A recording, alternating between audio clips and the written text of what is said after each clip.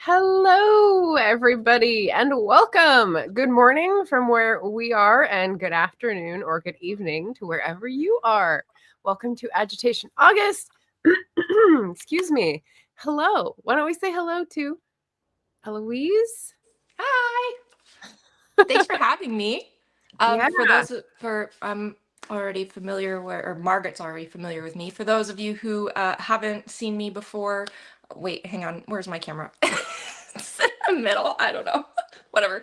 I'm a part-time indie author who writes historical fantasies. Maiden of Artemis is the debut novel that I have. That's the origin of the all-female warrior tribe from Greek mythology, the Amazons, following Otrera, the first queen, as she sets off on her journey from going from slave to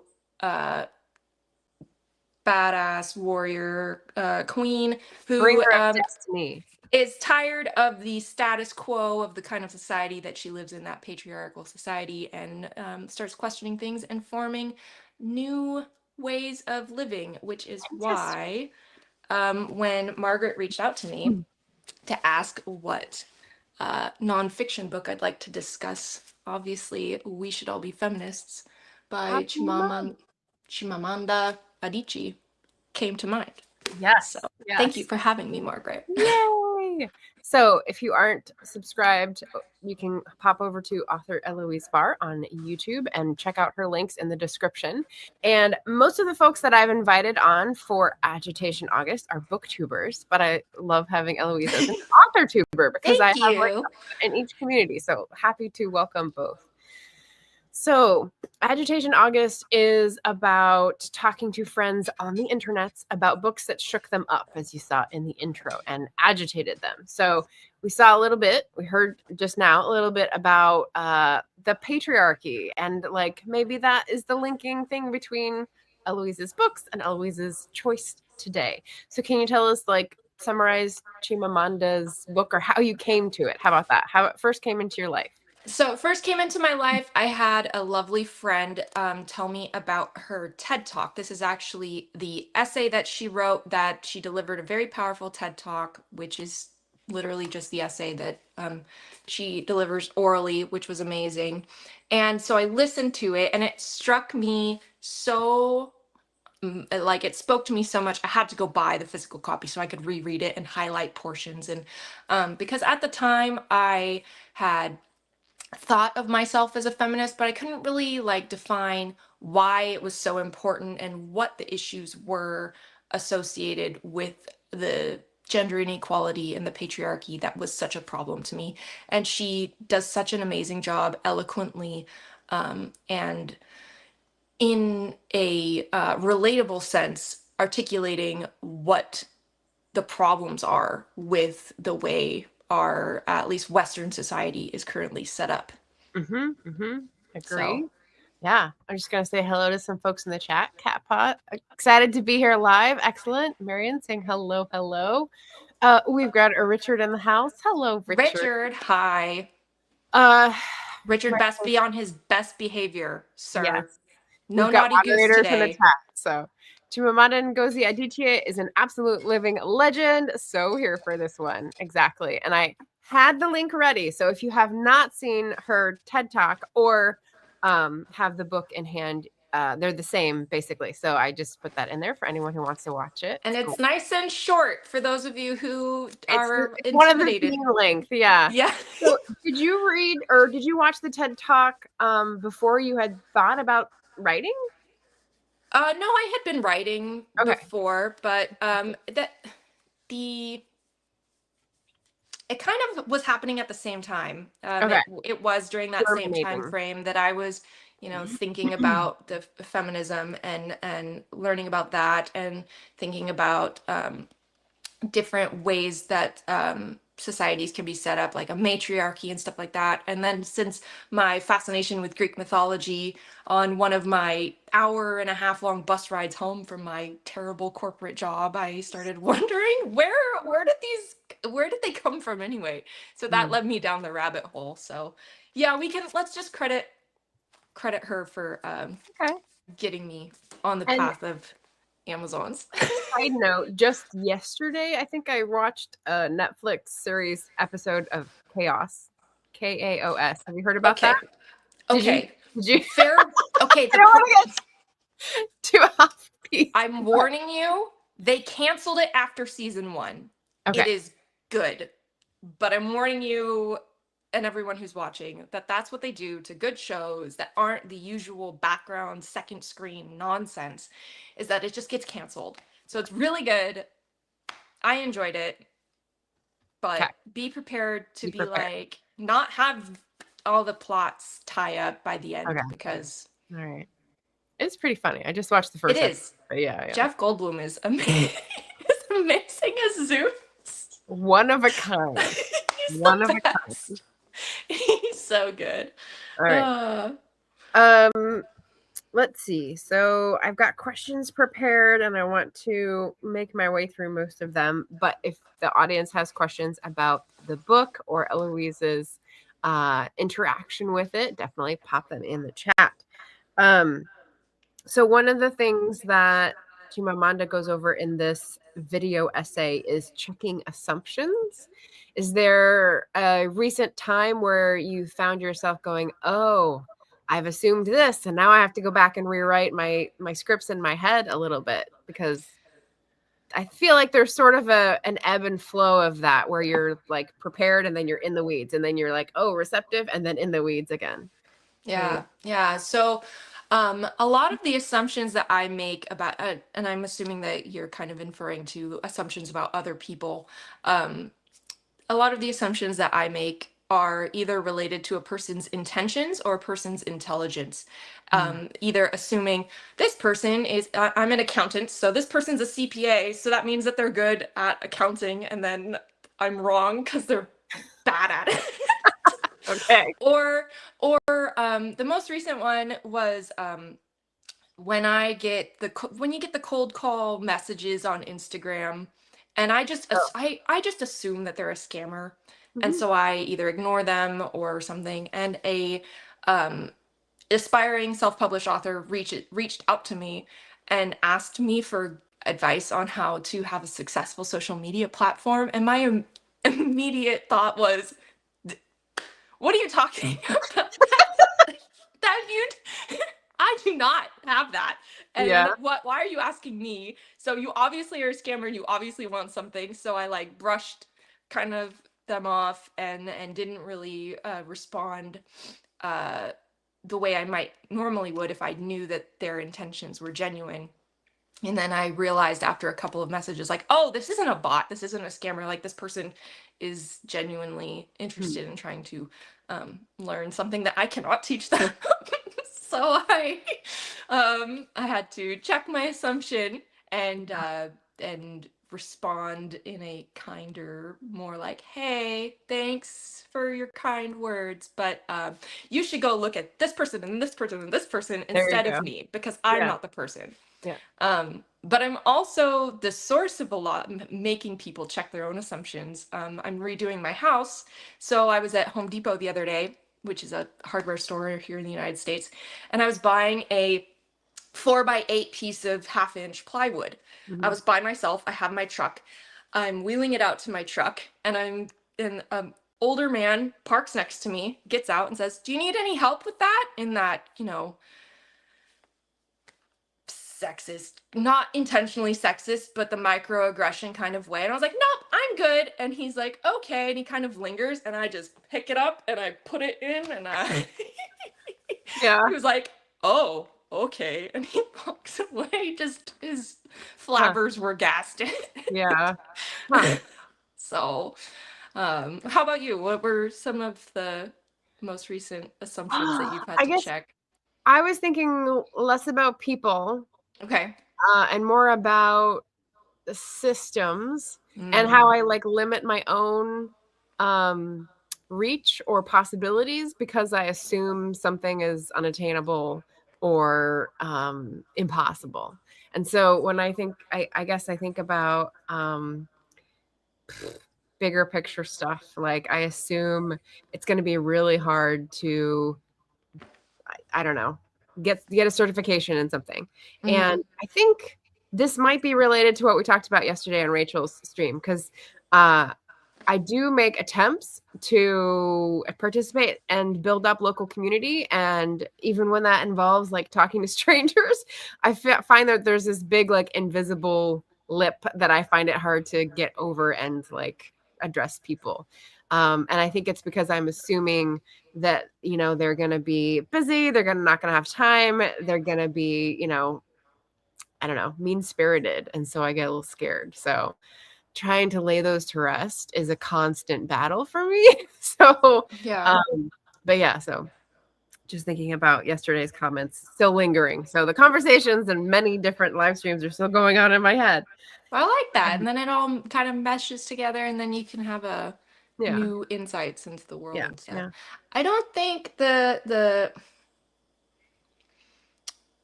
don't know if there's any societal like assumptions that I make other than, I don't know, assuming that people kind of, that's the intentions thing though, is that like people aren't genuine when they are giving me positive feedback or something. But I don't think that's necessarily, that's like the imposter syndrome. But I don't know. Maybe I would have assumptions prior to reading this, but it changed my life. Really? Really? Okay. Awesome. When I get DMs and emails of that nature, I also definitely discount them. I hardly ever answer. I think I used to, but I feel like I want to live in a world where people are genuinely asking and there's a give and take and I have skills to offer. Right. But I feel like if I did that every time, I would just end up beating my head against a wall. And so for sanity reasons, there's just like shortcuts I have to take. And so I wonder, like, how do I get from this world to that world? How do I help people be good people I want to interact with? And I don't know the answer to that. Yeah. Thinking question for any in the audience. How about attention equality? So I had this sort of like wandered into this question from the anecdote that Adichie brings up is I think this is from when she was talking about being the monitor in the class and how it had to be a boy. And so the teacher was discriminating, saying, well, you did get the best grade, but it has to be a boy. So you don't, well, we're going to go to the second best grade because that's a boy. And how unfair that was because like the attention was given to the boy because he was a boy.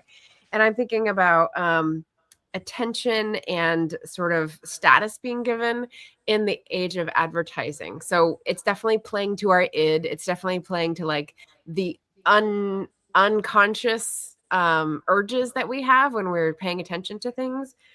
So like if we're trying to be equitable and give people equal time, how do you think that works out? How do you think we incentivize that? For people who are trying to make money and grab your attention by spending the most money on advertising? I think it's a really tricky thing for corporations to do because if you do it no matter what, there are going to be certain people who have an issue with the fact that they're seeing somebody that they're not their default person. Right.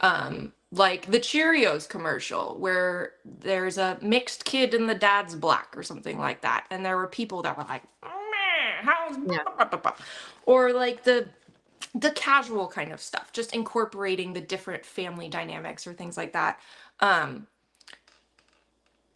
But finding the balance that you're having that representation without it coming across feeling like you're virtue signaling or pandering. I don't have an answer to that. I think one of the things that that companies can start with is doing away with the unnecessarily gendered items like men's shampoo and women's shampoo, or like sunscreen for men and sunscreen for women. And literally the difference is the packaging. It's the same thing, but you know, God forbid a man buys a not masculine looking sunscreen. But just continuing, I think there are a lot of companies that are making efforts to have that diversity, whether it's genuine or not, I think is the thing that I'm suspicious about. That intentions of, if it's a big corporation, I assume that they're not sincere with their intentions. Like a Target, we thought that they were sincere with their DEI stuff, and having their catalogs have a wide variety of bodies and abilities in their people that are showing off the products, and then they just kowtow to, or whatever that word is, Capitulate. bend the knee, capitulate. But yeah, kowtow. No, I thought I was just making it, but I like vaguely. no, kowtow. That works. Okay, great. Yeah. Says here, gendered things as a non-binary person. It really irks me. Right. Oh, right. Where's the market space for me? Okay, so that's advertising from a corporation's point of view. What about marketing in terms of like a small business person's point of view? So when I think about this, I feel like some people have had good things to say about it, but here, let me lay it out to see how it hits you. So when I think of like we have a theoretically equitable playing field where everyone has free speech and you're allowed to say your piece and no one can censor you, right? That's the equity that we have here in the United States. But the thing is, money is now speech, according to Citizens United. Right. So you can spend any amount of money and get a much larger platform and crowd out everyone else, so that actually we don't have an equitable like market, because some people are on platforms, some people have megaphones, some people have put a big banner in front of like 8 different stalls. So in that metaphor, like, how do you think maybe gender's like almost 50-50, so it's not as marginalized in the marketplace, perhaps because I think markets do realize women have spending money. But in terms of equity in other areas, how do you think as a small business person we acknowledge that, or how do you think we advocate for smaller voices, smaller players in the market? I think it's as simple as like what you're doing is lifting other people up. The bigger your platform, obviously there are going to be those small businesses that their only focus is money, and they don't understand that they see the competition, right? Or like, especially in author spaces or YouTuber spaces or things like that. Rising tides lifts all boats. And being able to not think that you're better than somebody else because of your reach. Yeah. And featuring those people and spotlighting them to give them the opportunity, but not just because they, I don't know, pay you to spotlight them, and sticking to your morals, I guess. And that's the tricky part when it comes into business, is that a lot of, greed is one of the, I think, the worst sins of humans. Is it's either attention or approval or money or resources. It's always greed that corrupts almost anything. Yeah. You can start off, I could start off on my passion project of wanting to have this book out, and then maybe I'm successful, and then I have the danger of wanting more and it not being enough. I mean, there's plenty of authors, or there's authors that become wildly successful and then they just become evil because it's never enough. As that what song goes from The Greatest Showman? Oh, never enough. Yeah, I've sang that at karaoke. Never. Yeah, we gotta have a karaoke again. I know. I miss it. Yeah, I feel like there's so many things to balance that it can be hard to try to do all at once, because you're balancing your passion with like, how much do you want to depend on this for your daily needs? Like, how much are you committing resources to it? How much do you need back from it? But also the balance between like okay, well, if I'm a player in the marketplace, I want to be responsible. I want to have colleagues. I want to have, relationships outside in that space, but also like time to have family things and, Right. yeah, it's a lot to balance as a modern person in society, I will say. Definitely. And there's a degree of I think it's Machiavellianism, where the um higher up and the more successful you are, to get to certain levels of success, you have to do certain things that potentially go against your ethics. Mhm. And so the people who are that successful are going to naturally be the ones who are willing to put their morals aside to get to that level, which is why the really successful ones, I would argue that there is no such thing as a good billionaire or whatever, because they're all sociopaths, because you have to be a sociopath to get to that level. The sample size does have a higher percentage, is what I have read, of sociopaths. You But have to, you even come to a really like natural progression to the next question, which is Adichie's characterization of the hard man, and this is my Nigerian accent. So hard I like man it. It's good. image. And so she talks about her culture having basically a very binary approach, or like a very Hmm. compartmentalized approach to gender, and that men are encouraged to be like the hard man, like having a very strong stoic image. Hmm. And what she says is it corresponds to what I see as its opposite, which is a very fragile ego. And I was like, ooh, I think there's a lot to dive into Yep. there, because I think that that's not only limited to gender, because if you have stereotypes um of race, of religion, of I don't know, maybe sexual orientation, across the board, you're forced to go to one side, but that also pushes all of the other side that's not fitting into that stereotype into like fragile, can't Hmm. share it kind of territory, Hmm. which is interesting. And then I think it also hurts both sides of the binary. So what do you think about not necessary personally, but like, are there places where you can see people having to conform to one stereotype, and then um, feeling the opposite of that get really harmed?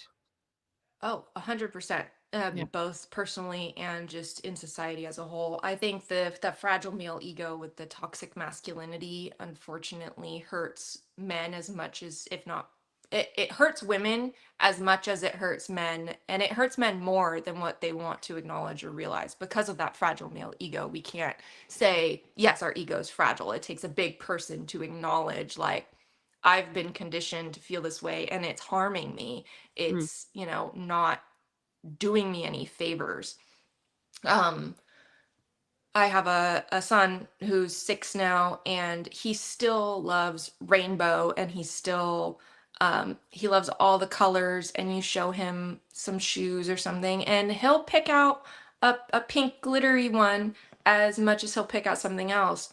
But the one day he comes home and he's like, oh, pink's a girl color. And I'm just like, who's telling you this? Like, it starts so young.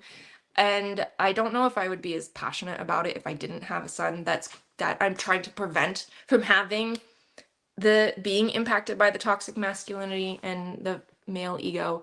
Um, but I think the biggest problem is the insecurity. The loudest, meanest people are the ones who are insecure.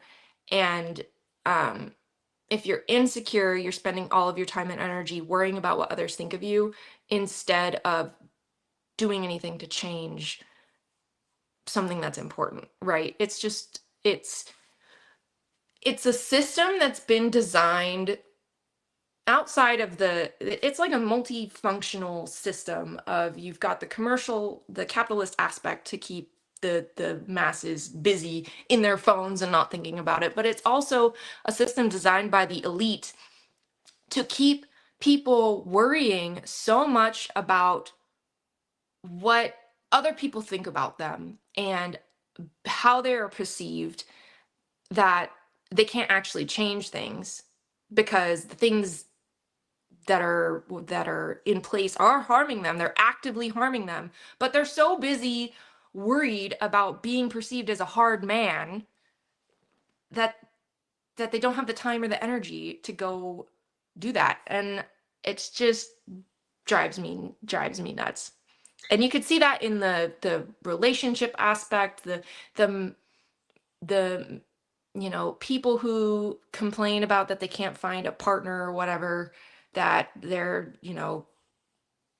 I'm going on a tangent, but the alphas, if you're saying you're an alpha, you're not actually an alpha, because the true alphas are confident enough that they don't Right. have to proclaim Right.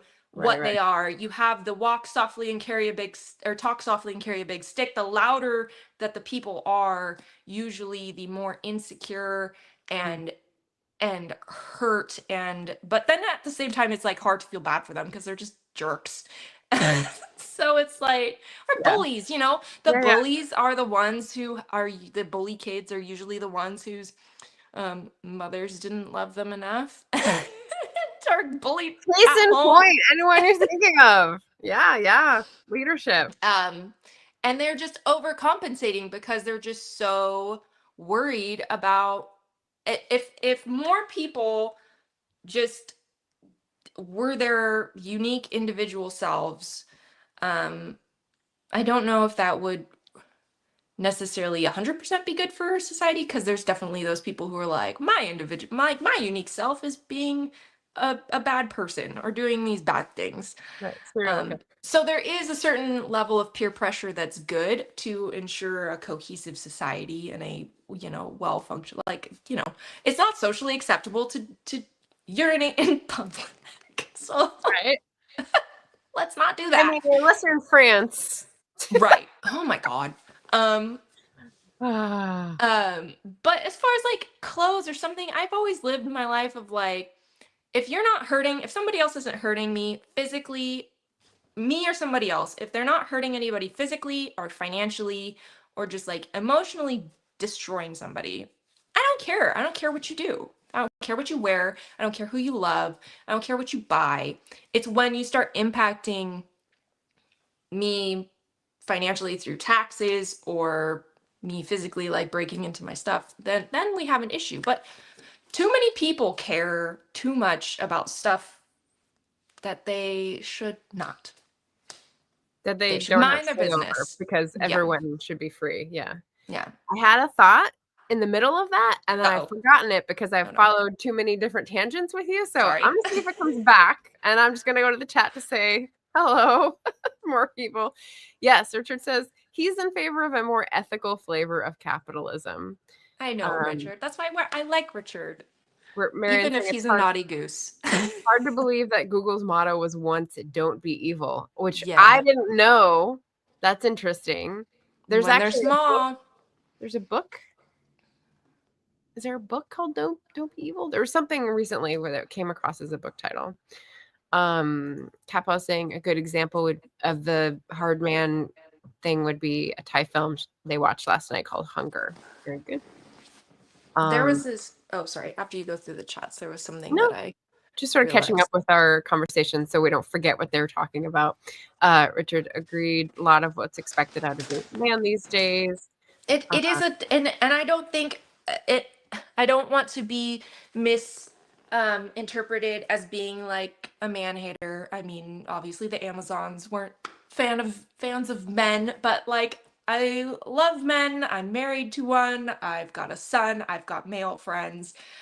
Um, they, the amount, yes, patriarchy hurts everybody, and men, unfortunately, were the creators of that system, but it really harms them more than they realize, and it hurts me to see how they're unknowingly harmed. And what was it? There was one where there's a quote that she had where she said that we are not apes, and the common excuse that we are not apes, as far as giving excuses to men acting the way that they are, and it doesn't give them enough credit of being logical, capable people of of not Being being in charge of their beasts. own Like, destiny, how having derogatory agency. is that? That they Yeah, would be like, oh, I couldn't help it. She was wearing a short skirt. I'm just, it's like, do you realize how much you are demeaning yourself by using that right, as an excuse? right. And then you expect us to be like, oh yeah, you're the leader. Yeah, yeah, yeah. um the thing that sorry, another tangent kind of related. The thing that I saw recently was that and kind of tying into the whole, oh, it's natural, it's nature. In nature, the males of the species, especially with like birds, the female is the one that picks, right, based off of physical attributes, and is the one who's picking who they're mating with to pass on that genetic code. So In many species, not in all. many Yeah, species.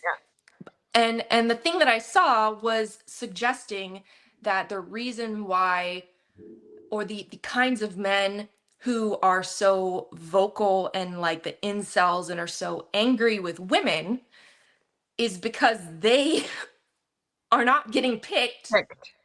because the women are that genetic code of being intelligent, emotionally intelligent, is the thing that's Are being selecting desired, away from and that they segment. don't have that. And Yeah, yeah, they're mad about it. yeah, And they're just the bird that's made the little nest and doing the little dance, and then the female bird's like, thanks anyway. I don't want that, actually. I want the one that's bringing me berries and the one yeah, that's helping to clean up the nest. Like, yeah, yeah. I just thought that was really interesting. Like, oh, yep, that makes sense. That's interesting. Because there's so many men who are like Andrew Tate's that are like, oh, I'm just so, these women, they pick these little pansy men. It's like, but those guys are the good dads and the good providers and the good partners, and what's actually like the thing that you think is appealing isn't. Yeah. Like Stop being mad about it. take the notes, man. Take the director's notes. They can't, because that fragile male ego. Right, right. Kappa says, FYI, pink used to be considered a man's color. It was pale red. Yep. Eva dropped in. Say hello, hello. High heels used to be a man's shoe as well. Yeah, like in the 1500s. A wealthy man's shoe. Louise. Yeah. Marian says, I often think it's the fathers who didn't love them enough when it comes to insecure men. It's a cycle of abuse a lot of the time. Yeah. And here's the thing, like people who recognize that are often people who have been harmed, can see it. And then is that population supposed to be the one that always takes the high road and always has to do the work? Like, yep. We need a way to address this because Yep. again, like in my head, there's the world I'm living in and I'm trying to be defensive of, and then there's the world I want ideally where people are kind and genuine and can let their defenses down. And it's Yep. just, how do you connect those two? How do you make the tiniest inroads, you know? I think I completely agree with this comment, and not just fathers, but parents in general. And one of the sad realizations that I had a long time ago was that in the United States, I don't know if I can say the word, so I'm going to use a whatever, marital grape was not nationally illegal until 1992. Yeah. So the number of children, the number of people, adults who are alive today, how many of them were actually wanted by both parents? Mm-hmm. And therefore, those parents, whether they were married or not, raising this, you know what I mean? That kind of cycle. So I think it will naturally start kind of weeding that issue out, because the women, the birth rate's down because 2.1, baby, keep going. We're not keep having falling. it. I know, every time I hear it, I'm like, you go. So the amount of it's so hilarious. The amount of memes that are coming out about this. people with, all the mental health problems, all of the substance abuse issues because they are trying to self-medicate from childhood traumas and things like that. Those people, hopefully there's going to be less of that situation, because it's not the people, it's the situations that they were born into. It's going to be less perpetuated. So I think this ties into one of your later questions of the laws versus culture of Okay. over time, the culture will change despite what the really loud, angry ones are going to be kicking and screaming. Because, the people who are having kids today, most of them are going to be wanting the kids. We have birth control. We've got, You were fighting an uphill battle, so I sure as hell hope so. Like, yeah, I wanted my son, so I am going to put in every effort I can into making him a good human being, a happy human being, a contributing member to society, someone who is not a hard man, who is willing and able to express his emotions, healthily communicate, not do all those stereotypes. Obviously there's still people that are going to be having kids, even if they weren't intentionally trying to have kids. Well, that's the case in many states because they don't have access to right. But okay, I'm writing down questions so I don't forget, so I don't okay. Sorry, I'm still talking. Eva says, my son sees pink as an alternative to red, thanks to the various rainbows and items aimed at kids. Yeah, there you go. Richard says, it's about the content of your character, not what you wear or look like. Yep. I love the ring of that phrase, has an MLK ring to it. I love it. And since red is his favorite color, he uses pink often. He also keeps his hair long. Yeah, I've seen that picture. It's cute. Dee Dee's here. Hello. I think those are out of order. Let's see. Oh, this is an interesting question. Hi, Mom. You're up early. Isn't the definition of masculinity made more by men themselves rather than by an elite? What do you think? What's the generated? I'd ask, what's the percentage of the elite that are men? Well, she says men themselves. So I think what she's talking about is, are we generating what we want and desire, or is it something that is ingrained? And so good question. Like, is it the men who are elite who are perpetuating the stereotype, like, and paying for those ads and making those things be stronger in our society? That's a valid point. What do you guys think? That's what I'm arguing, is that the powerful are, through the capitalism and pushing certain things and marketing and, real men eat steak, real men chop wood and go to the gym, take supplements. Yeah. Oh, yeah. Okay. Don't talk about their feelings. Yeah. And that's changing, thankfully. Thanks in part to kind of social media normalizing humor, and comedians are playing a part. Like, yeah, there's a lot that breaks through that. It's good. But I think it's, you're taught by your dad, like, boy, don't cry. I think it's a combination of, it's not just any one thing, right? It's not just the elites that are doing this.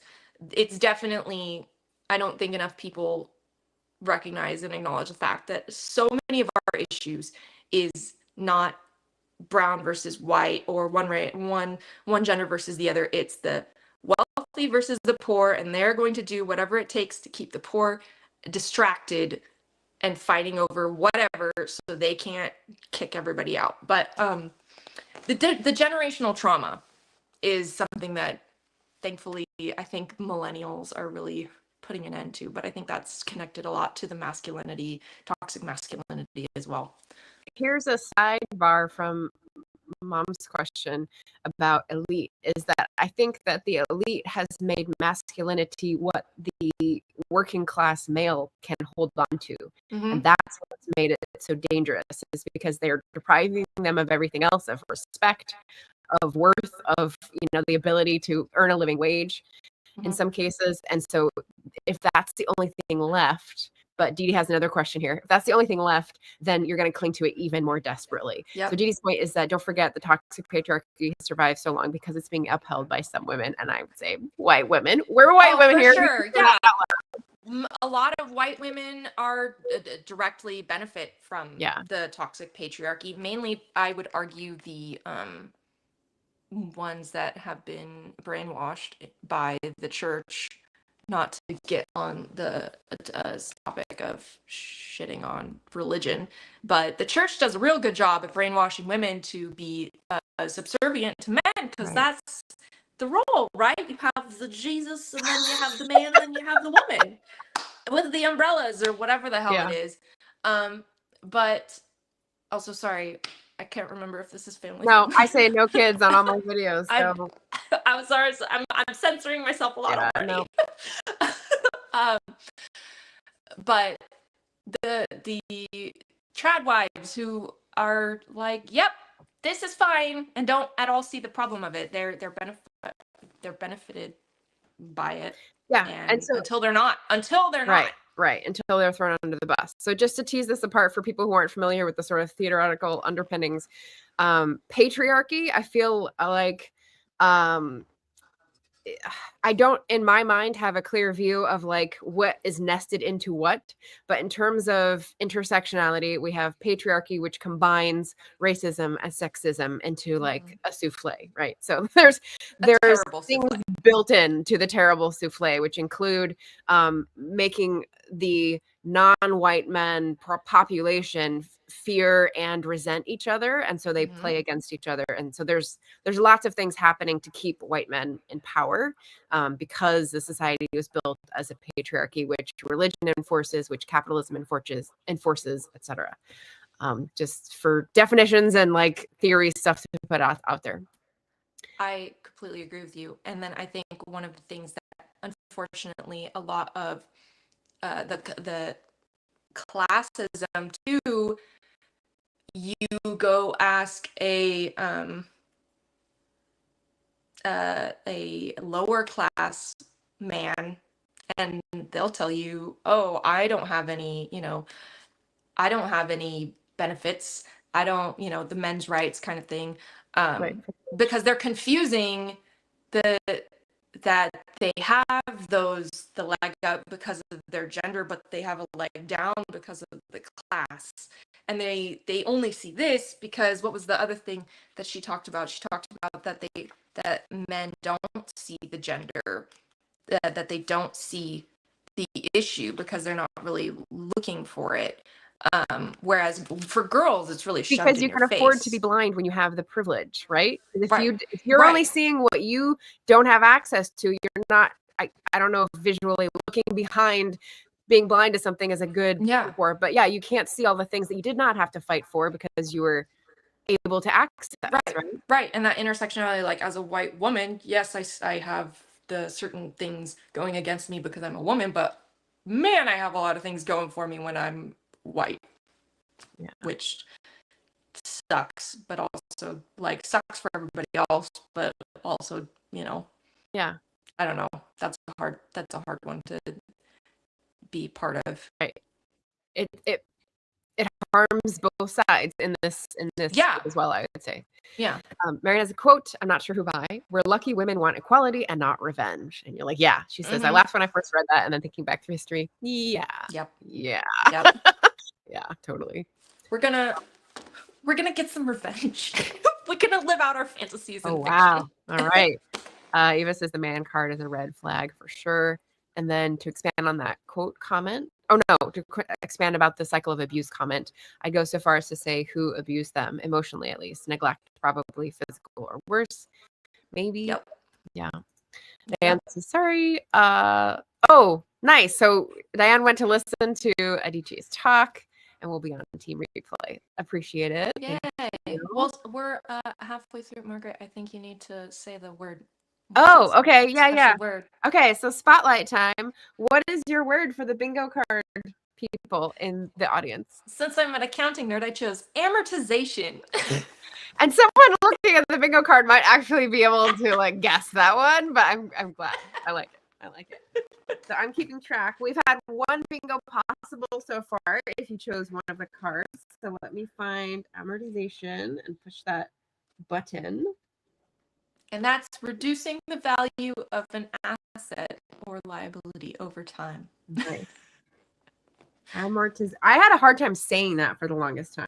So it's like we kind of swallow one of the syllables. So amortization, right? Yep. I wanted to say it differently, but yeah, great one. Eva says, I had a bully who was a boy a grade or two older than me one summer. He physically assaulted me, and when my mother talked to me, she said his mother has bruises too. Oh wow. So yeah, so you're looking at like I'm sorry, Eva. And she'd already lived through domestic violence as a child at that point. So we can only hope will change despite the loud ones. Yeah. Dee Dee says the jury's out on the wanted children. I think that's in response to the state to state like differences. Yeah, definitely. Yeah. Rules. Yeah. Well, and that's why that's a whole different tangent. Yeah. So Eva says first was unplanned, second was long planned, different thing. Her husband's definition of masculine would differ. Do you mean the one society says, or do you mean my own sort of situation? Yeah, It's interesting. You can have like your own internal. Maybe that's more of like, here's my defensive in the real world, and then here's my idealized world when I'm working towards in my own sphere. They have a similar division there. That's that confidence level too, right? I'm guessing that Eva's husband is more confident and not afraid, like wearing the, not that he does this because I don't know him, but like the men who wear the nail polish or, you know, are open about their emotions, you know, not afraid of being what they over an imaginary boundary that says that they can't be more than other people want them to. Yeah. Dan says, my adult son keeps his hair long too, down to the middle of his back. Yeah. Kilt loving any kilt wearers out there, all the respect. Yeah, of course he's a feminist. He puts up with me. I used to be his masculinity converted me a bit. Oh, interesting. Yeah. I don't know. Richard says if someone wants to be a trad wife, let them. Like if someone wants to be an independent woman, let them be that too. Here's the thing: conditioning and you know, training to be dependent is a thing that sort of chips away at your agency and your ability to make decisions. Yeah.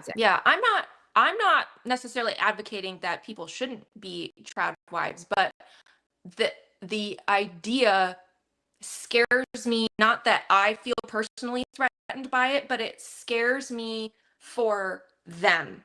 Right. Because I agree with Eva as far as the conditioning of from a religious standpoint, that's what's expected of them, but also them not from that conditioning, them not necessarily realizing the potential danger that they're putting themselves in by their entire livelihood and safety is relying on whether a man finds them attractive or a man likes them. And I'm not even going to say loves them, because minimum, hopefully they like them. But the minute the man that they choose to partner themselves with, and you know, good for them if it's a happy relationship and that they're thriving and all that, but the amount of horror stories of trad wives who intentionally don't go get an education so they can get a job that they can provide for themselves in case their husband is sick, their husband dies, or you know, worst case scenario, their husband starts abusing them, they get older and their husband, who is the pious man of God, wants to go be with a younger, more attractive woman, so cheats on them and leaves them. Or like I mentioned, they get abused and they need to flee. They can't provide for themselves or the children, however many children that they end up having with their husbands.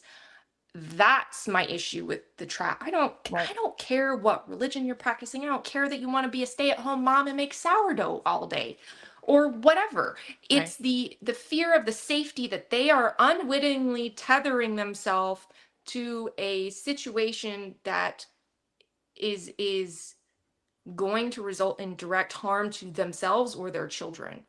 And that's what We want people gives to me the make heebie-jeebies about trad wives. informed choices. Yeah. Yes, exactly. And the denial, right? Oh, that would never happen to me. He would never do that. He loves me. Hi, Emma. Hey, Emma. We like your word. Can you use it in a sentence, Eloise? I'm going to in a sentence that everybody can understand.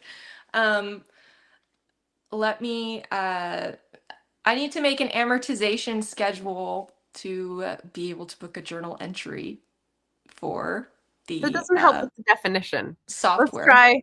Let's try. I'm going to make an amortization table to figure out how much I need to spend next year on my next investment. Well, no, because it's more like I'm in a business and I purchase um, an annual uh, software. Or I have a 5-year contract with software and I need to recognize a portion of that amount in every month that I'm using it. So I'm going to make an amortization schedule so I can amortize that cost over the period of its useful life. You pay for it once? Isn't a software thing usually an annual fee? Well, it depends. If you have a contract. A contract. Okay, that's what I'm unfamiliar with. So that's why this format. Okay. We have a Laura here. Hello, hello. Jim is being a comedian here. I enjoy that. Thank you, Jim. Welcome to the chat. Don't forget to boop the like button. Let's see. We're booping the like button. Da, da, da, da, da. Yeah, we're talking about the word. Is this why you use this as an example? I do hate OneDrive, but I don't know what that has to do with amortization. Richard just likes to torment me about OneDrive. Okay. I finally figured out how to turn off the feature where both of my computers are automatically like, hey, you want to save this to OneDrive? Oh, okay. No! Get that out of here. Faulty AI. Yeah. Ugh, don't get me started on that. Yeah. If you are interested, we had a talk about it on Monday with Brian from I need to listen Bookish, to it. and Yeah. we talked about AI, so it was a great conversation. You mentioned, and I know we're getting close to the hour, so I just have a couple questions I'll highlight. You mentioned a question about law and values. So in the talk, Adichie talks about the problem being how gender and the way we perceive of gender, it describes how things should be according to some, rather than how they are. So it's prescriptive rather than descriptive, which I thought was really interesting, and very sneaky, because if you pose a truth or a fact as something, the way you think it should be as a fact, you're kind of saying the way that the things should be in your view are the way they are. So you're trying to pull your ideal world to the real world and dictate that other people recognize that as a fact. So I thought that was very sneaky. Yeah. So in terms of just like language and it's not hermeneutics, because that's a different word, but it's something about how we frame things and how that affects how we view the possibilities and our lives, which I thought was interesting. But in terms of prescriptive and descriptive, when we think about that ideal world versus the real world, how do we approach policies and laws and values? Is there an order? Have you seen any other sort of fight that put law first or had culture first, or like what change sort of starts the ball rolling, do you think? From my observations, the culture change happens first, and then the laws are in response to the culture change. You can look at gay marriage, marijuana legalization, it becomes something socially, even other things, just laws in general are generally reactive, not proactive. And if they're proactive, I don't know if they end up being very good or effective laws. But reactive laws, you can go look up like stupid laws that are still in effect in various countries or in Right, just various not cities. enforced. Like in Atlanta, it's illegal to tie a giraffe to a telephone pole. That law only exists for a reason, and only because somebody tied a giraffe to a telephone pole, you know? Yeah. So these laws are reactive. So until um something becomes culturally normalized enough that, or the opposite, it used to be legal to go, what, in Virginia you could take your wife and beat her with a stick on the Capitol steps, as so long as the stick was smaller than your thumb. That I think that law still exists, but nobody actually does it because it's culturally unacceptable now, and And people hopefully are it's just, been superseded by other laws about God, I domestic hope violence. so. Or Yeah. it's just not enforced because nobody does it, because it's not culturally acceptable anymore to Yeah. just beat your wife in public.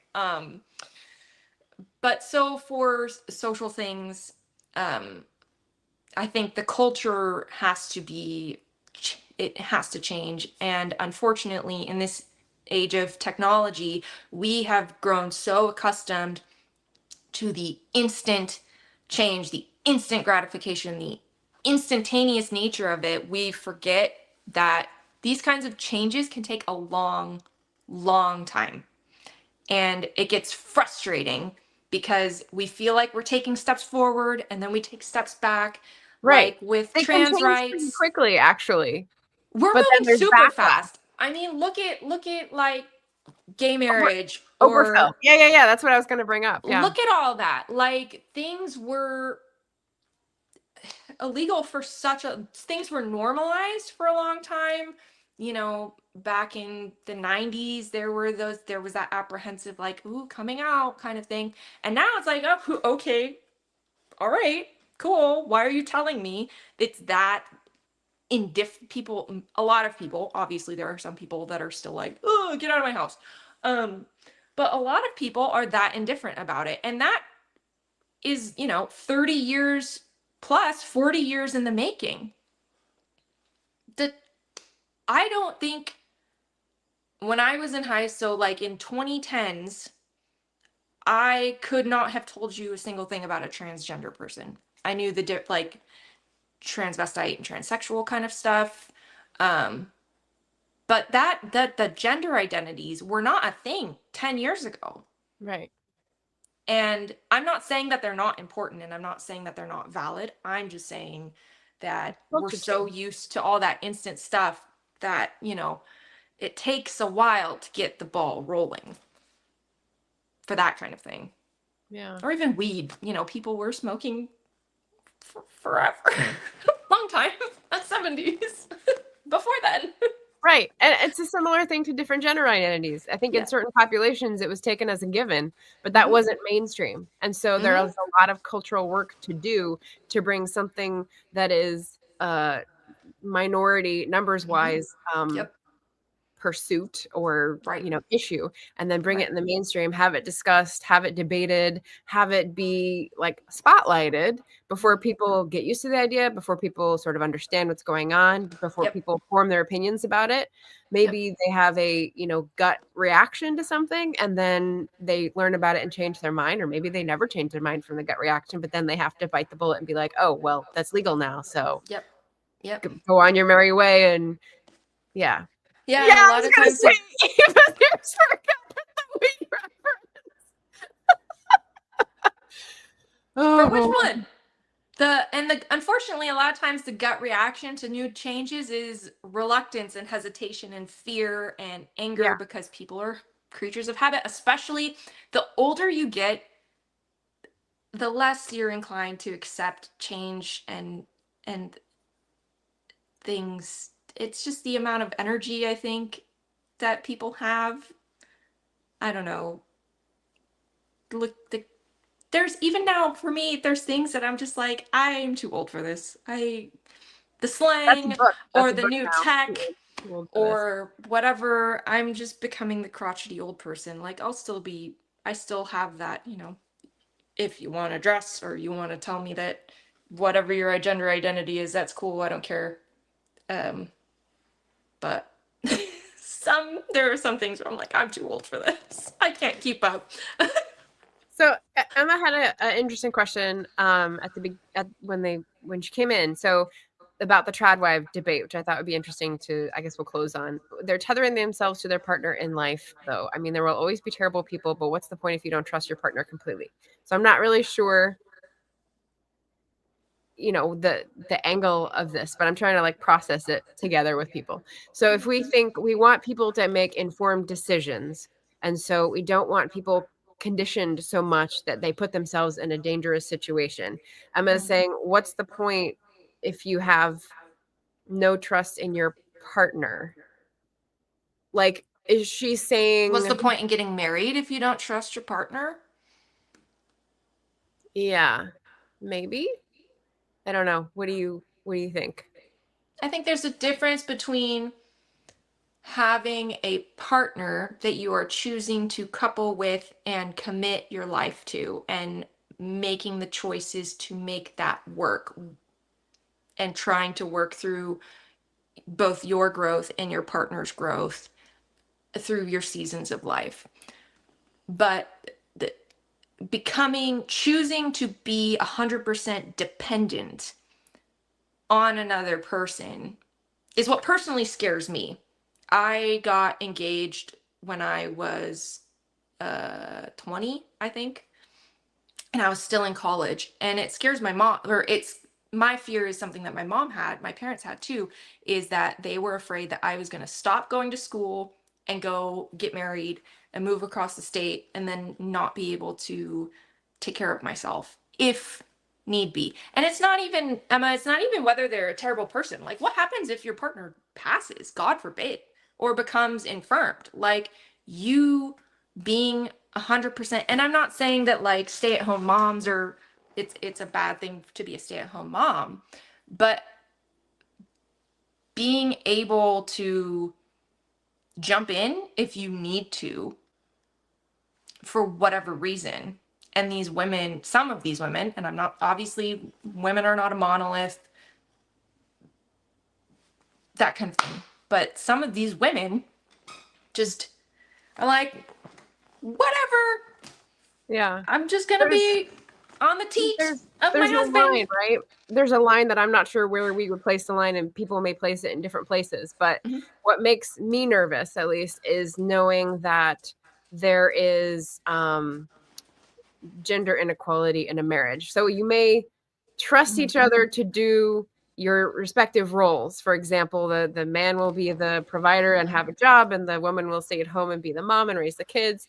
Yep. But like, if you have an understanding that you depend on each other and you both have inalienable rights based on giving and taking in that marriage, that's one thing that I think is separate from having a marriage where your understanding is that you are not able to do a job. And so this is the only thing that you should do. And the only worth that you have is in being a mother and a wife and cooking and cleaning, because that limits your choices and that takes away some of your rights, even if you're not exercising them to go out in the workplace and do a 9-to-5 job. Yeah. So I think that's where I would sort of define them as different and not on trust necessarily.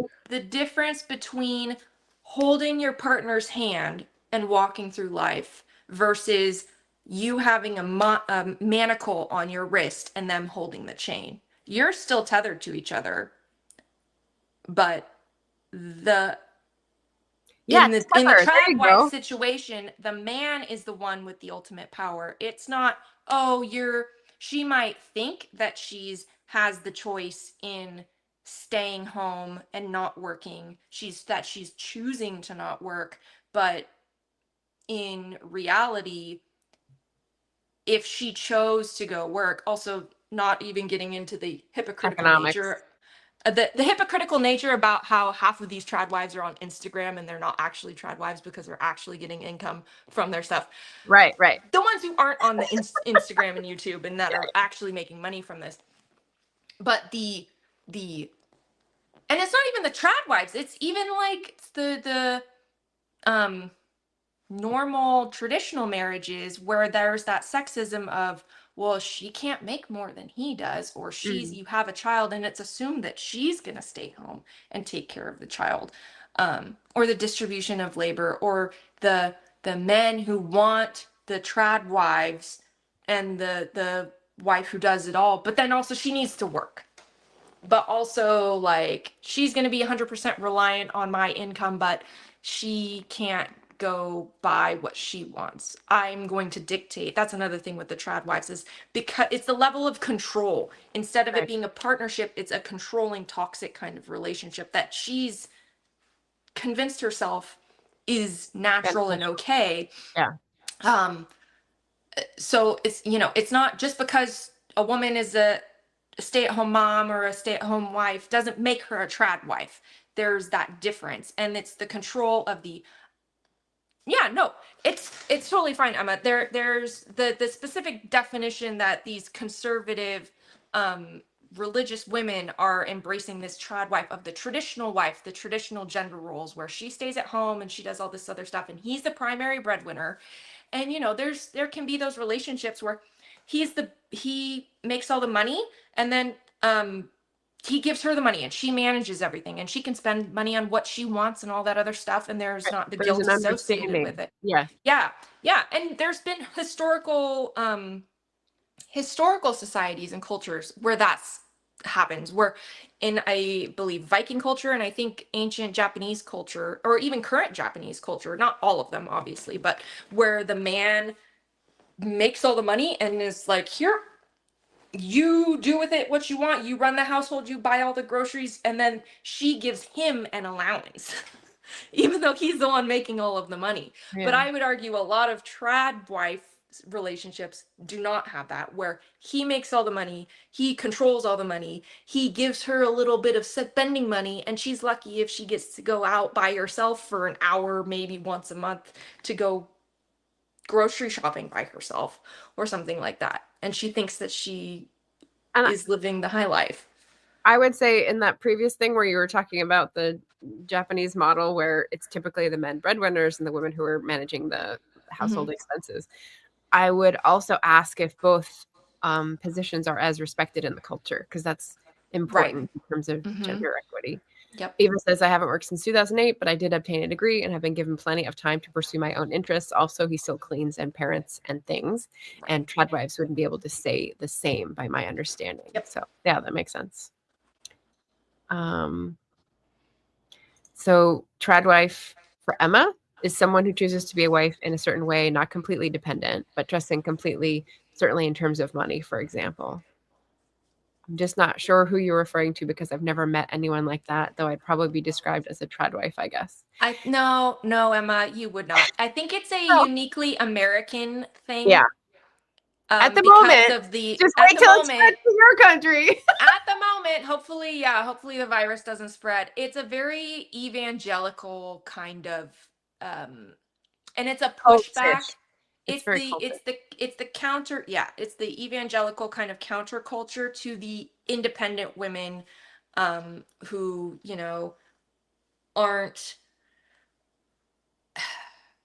aren't interested in having that subservient kind of nature.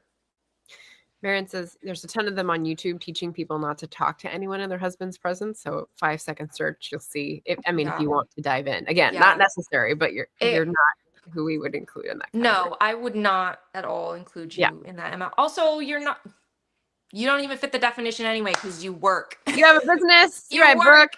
You have you're out on those social media streets. Yeah. It's like a cult. It's like a predisposition to abuse that is a cult. That is my understanding of the movement. I was going to say, it's not always an abusive relationship, but the thing that scares me is how easily it can predisposed. And that, so for me, I work, I'm educated, if my relationship became abusive, or I came into a position where I needed to leave the relationship, I could, and my lifestyle wouldn't change. Maybe my house would change and all that stuff, but I wouldn't be homeless. And that's what, unfortunately, these women don't have assets in their names. They don't have money. They don't have a source of income. So it's not necessarily physically abusive, but it's that power imbalance that some people that's their thing. They no kink shaming there on the power imbalance. But as a mom and someone who cares about whether I'm homeless or not, that the idea of, and again, it's not even abuse. Something could happen.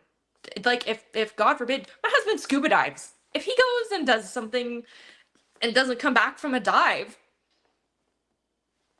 I suddenly don't, he's the primary breadwinner. Like, yeah, I have a job, but he makes more than I do. So like, but if I didn't have a job, if I was solely relied on his income, then I'd be up a creek. Yeah. You'd go back to the church that told you you couldn't do anything else and ask them what to do.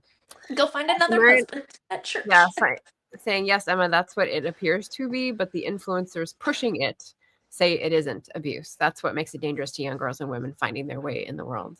Yeah. And Eva says, my sister was in a 17-year relationship where she had to hand her paychecks over and live off of an allowance. So it's the opposite. Mm-hmm. She knows now it didn't make sense, but yes, women live this way. It's common to disbelieve it can be real, I think. Yeah. Yeah. And she didn't have a choice. Yeah. He was, and that's that social pressure too with the women, is the girls are raised that this is their role. They see it with their moms, whether it's their moms are happy or not in that relationship, but that's normalized for them, and that's the expectation. And if they don't conform to it, then they're ostracized by their social group. And we're social creatures. We want approval from others. We want approval from our family, our friends, our community. And we will. I think we just got approval. We need a weekly Penarvin Bar podcast. Seconded. Just ranting about random stuff. I'm down. Yeah, that's fun. Yeah, yeah. I could be here talking all day, but I know. I was going to ask how immediate it feels, because we have our jobs and our family lives and all the other things that we do. But like, this agitation is just like under the surface, it feels like, and it can easily come up to. And it can, my poor husband gets to listen to random rants. I got triggered about AI yesterday at a staff meeting because a coworker asked who uses ChatGPT, and I had to, the amount of tongue biting I had to have to not have beef with this coworker in the middle of a virtual staff meeting. It's hard, yeah. Man. So yep. Consult your calendar. The Instagram link, I think, is in the description. But How to Resist Amazon, you'll be hearing about some AI stuff. And again, last Monday with Brian, we had an AI chat. So if you're more curious about that end. JD's here. How do you like the term house spouse, JD? Awesome. So I'm gonna wrap us up here with a little reminder. Eloise, was there any other book on the month's calendar that you were interested in or going to? You mentioned it. It was the Amazon one. Okay, so there's the 1984, but I've already read that one, and I don't know if I have the emotional energy to read that one again, because I recall after reading that one throwing it across the room with just rage. It's pretty awful, but it's pretty applicable right now. Yeah. I hadn't read it before, and I read it a couple weeks ago, and I was like, ugh. The amount the amount of things that I'm like, this is supposed to be satire, this is supposed to be a comedy. Idiocracy, I don't know if you've seen that movie. No, I've seen clips. Yeah. No, but apropos of it's different now. Yeah. Too realistic, I would think. Apropos of our discussion today, I read I watched The Intern again last night, and it was just such a good, wholesome movie in With terms of Robert De Robert Niro. De Niro and Anne Hathaway, like forming those bonds that will help So good. transform the realistic defensive society into the ideal equitable one, and gender expectations. It was really good. Yeah, it was really good. It is becoming a documentary for I sure. know. There was another one that I thought of that's really unheard of. It's called Simone. It stars Al Pacino. I It's don't know that supposed to. one. No, I don't think anybody knows it because all this AI deepfake stuff. So the premise is, and sorry, if you have to go, I will stop talking. The premise is that Al Pacino's a film producer, Huh. and this is taking place back in like the early 2000s. So it's like way before any of this stuff is happening. And it's supposed to be like this satirical comedy. But so he gets a hold of a program that he is able to make a virtual actress. And it's called Sim One, but so he calls her Simone. And so he is able to insert her into these scenes. Emma's got good taste. So he inserts her into these scenes, and at first it's just like here and there, but then she gets super popular, and everybody's like, "Oh my God, Simone, Simone!" She's like amazing, like Angelina Jolie level popularity. Yeah. Right. But then, since she's virtual, she's getting invited to all like these events and the Oscars, and he's having to like figure out how to convince people that she is real, and he does a good enough job, but then they're like, oh, she's being held captive by him, like, and it's a crazy movie. But all the deep fake stuff, I'm like, has nobody seen this movie? I don't think I've even heard of it. So I know, because it's a really obscure. I went through an Al Pacino phase. Okay, I watched a lot of obscure Al Pacino movies. All right. But okay, so yeah, lots of great topics throughout the month. Talking more about gender today. We've went over AI a little bit. I will say tomorrow's guest is Book Chat with Pat, and she chose How We Learn to Be Brave by Marianne Edgar Breda. I think I'll have to watch that too. Episcopal Bishop of Washington. So the book came out before the moment where I knew of her existence, which is the most recent inaugural.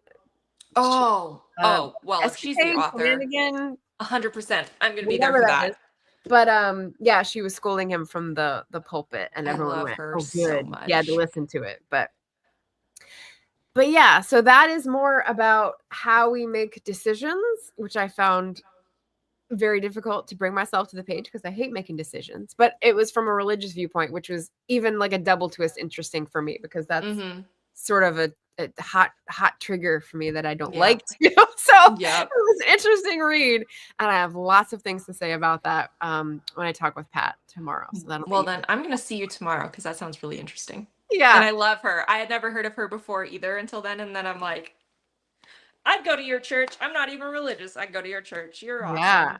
Yeah. So we've got the playlist if you want to subscribe to learn about the next August Agitation talks. But otherwise, thank you. Thank you everyone for joining. Thank you for watching. Thank you for Team Rewatch or Team Replay. Always appreciate it. And thank you, Eloise, for being here to talk with me about the book that was close to your heart, that shook you up. I mean, it fired me up enough that we went over our hour.